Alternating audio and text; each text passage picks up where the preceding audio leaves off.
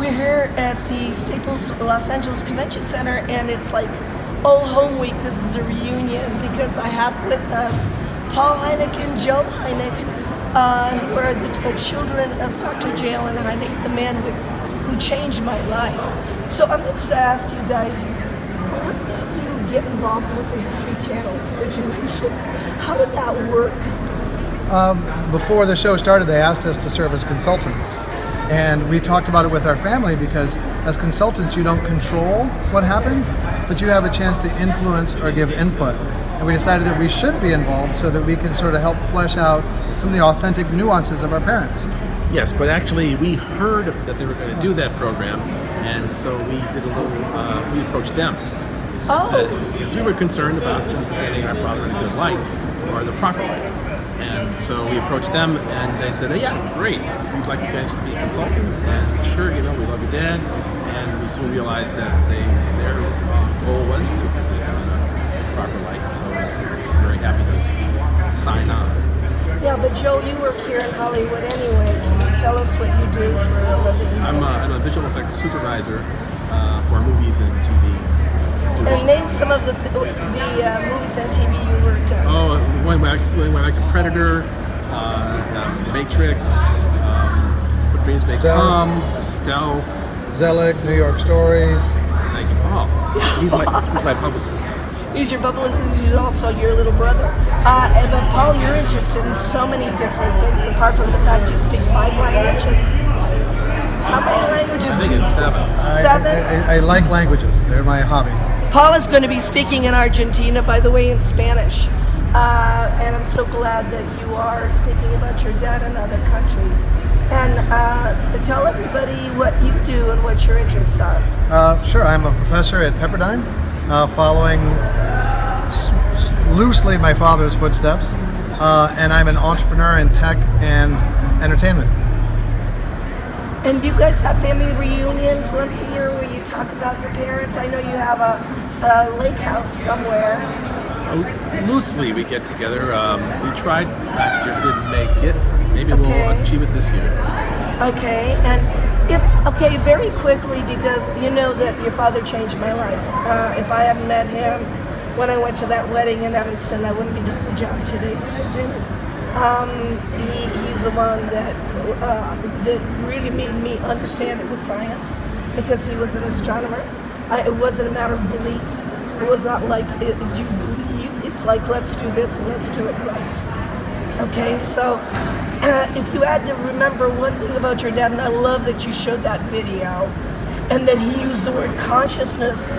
Oh my God, that is where I am at this point in my research and Laughlin, the conference that I do. If you had to remember one thing about him, and people will ask you this, what is the thing that you think that would be the most important? Keep an open mind. Keep an open mind. Both about the existence of a new phenomena, and once you're immersed in it, about the answer, because the answer may not be the best available one, and it may be inconvenient, it may be frustrating, but you need to just look at the data and let the data take you where it wants to go as opposed to where you think it should go. I would say yes, keep an open mind, and his passion for curiosity and his passion for trying to find the truth, the reality of the universe. His passion, he never gave up, but he also did it with a sense of humor. He liked cartoons. Yeah.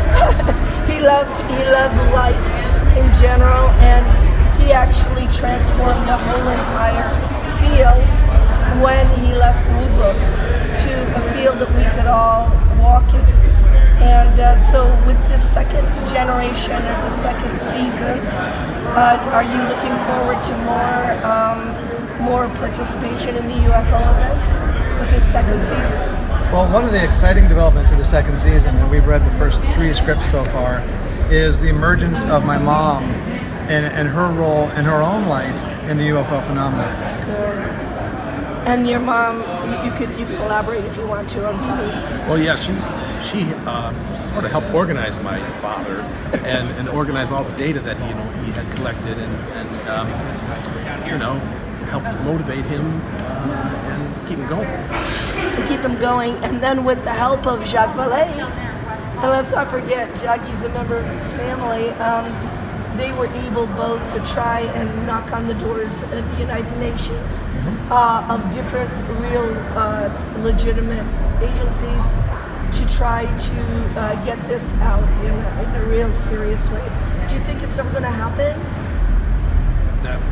Not disclosure, government disclosure, but do you think that if we keep talking about this, that it will happen? Yes, I think so. Yeah, I don't mean President of the United States saying anything, but the general public accepting this. Well, that's an interesting question. We just talked about the panel we were just on, that if you had the classic disclosure type event, a flying saucer landing on the White House lawn, how many people would still not believe that in this era of fake news? You could do almost anything you think of to constitute a classic case of exposing the secret. And I think now a non-trivial percentage of the population simply would not believe anything you show them. Yes, I mean, look at the Apollo landing on the moon. Right. Many people don't believe that at all. Yes. Yet it's well documented. And there's so much evidence that you can refute easily. I had dinner with a woman the other night who said, I don't really believe that people landed on the moon. And I said, well, why? She said, well, you know, it's a light year away.